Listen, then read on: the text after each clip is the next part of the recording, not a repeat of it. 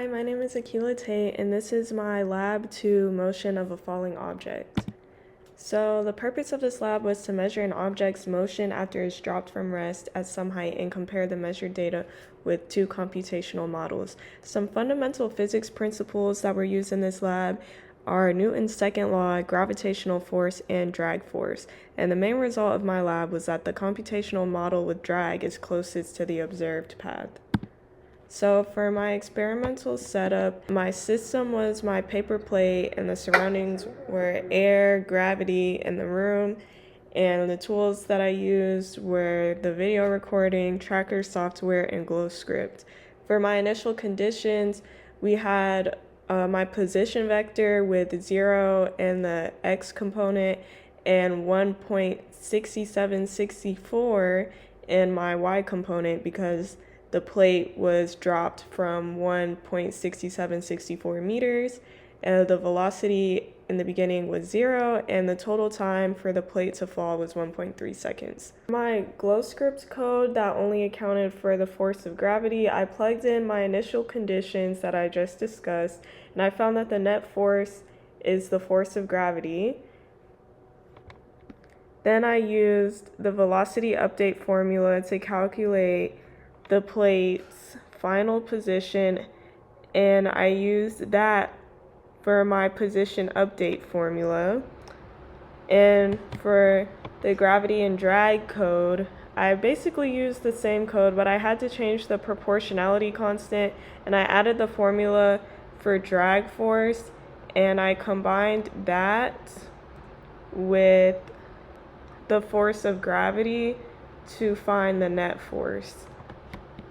So these are my observed versus modeled motion graphs.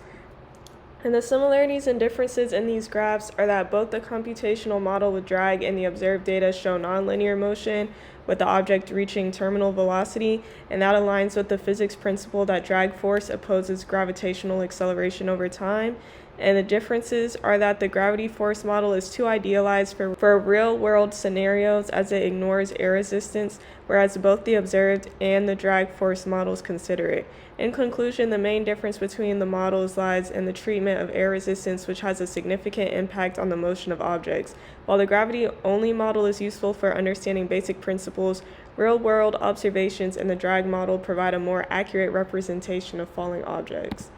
Possible errors are that it could be hard to track the paper plate since at some moments the plate was blurry and hard to identify, as we can see in this picture. The plate is right here, but it kind of blends in with the fridge. Changes in temperature, humidity, or pressure can alter the density of the air, which will affect the drag force experienced by the falling plate. And paper plates tend to wobble, rotate, or flutter during free fall, making it harder to model the motion as a simple vertical descent. This would affect both drag force and the trajectory of the plate. So what does this mean? The computational model without drag does not predict a terminal velocity because there is no opposing force to gravity. The model with drag does predict a terminal velocity because the drag force eventually balances the gravitational force, resulting in 0 net force and constant velocity. What if?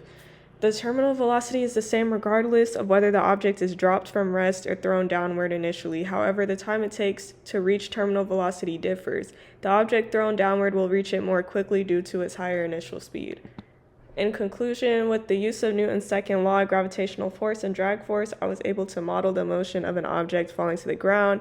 I recorded and analyzed the vertical motion of a paper plate using tracker software and compared that data to the 2 glow script computational models I created, and I noticed that in real-world scenarios, drag is present along with gravity. Thank you.